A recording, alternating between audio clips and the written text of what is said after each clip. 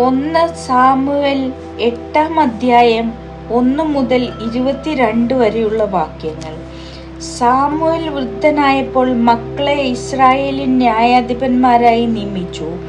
മൂത്ത മകൻ ജോയേലും രണ്ടാമൻ അബിയായും ബേർശെബായിൽ ന്യായാധിപന്മാരായിരുന്നു. അവർ പിതാവിന്റെ മാർഗം പിന്തുടർന്നില്ല. പണമായിരുന്നു അവരുടെ ലക്ഷ്യം. അവർ കൈക്കൂലി വാങ്ങുകയും അനീതി പ്രവർത്തിക്കുകയും ചെയ്തിരുന്നു. ഇസ്രായേലിലെ ശ്രേഷ്ഠന്മാർ റാമായിൽ സാമുവേലിന്റെ സന്നിധിയിൽ ഒരുമിച്ചു കൂടി. അവർ പറഞ്ഞു, അങ്ങ് വൃദ്ധനായി, പുത്രന്മാരാകട്ടെ അങ്ങയുടെ മാർഗം പിന്തുടരുന്നുമില്ല.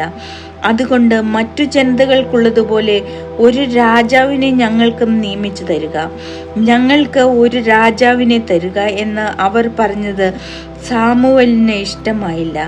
അവൻ കർത്താവിനോട് പ്രാർത്ഥിച്ചു. അവിടുന്ന് സാമുവേലിനോട് പറഞ്ഞു, ജനം പറയുന്നത് കേൾക്കുക. അവർ നിന്നെയല്ല, തങ്ങളുടെ രാജാവായ എന്നെയാണ് തിരസ്കരിച്ചിരിക്കുന്നത്.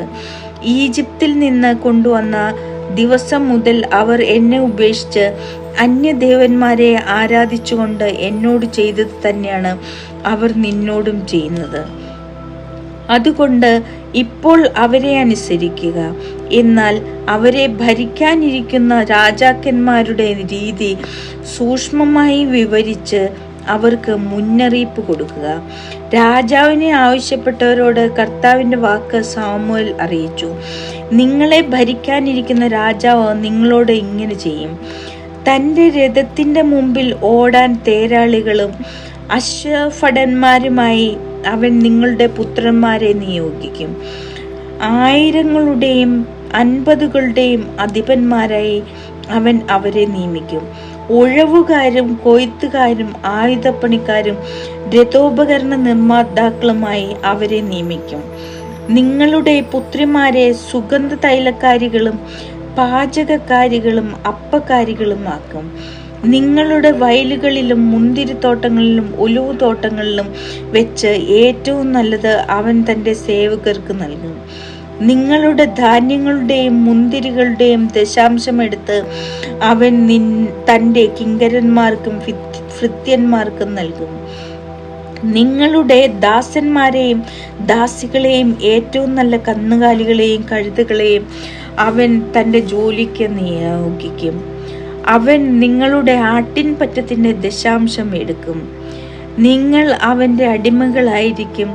നിങ്ങൾ തിരഞ്ഞെടുക്കുന്ന രാജാവ് നിമിത്തം അന്ന് നിങ്ങൾ വിലപിക്കും.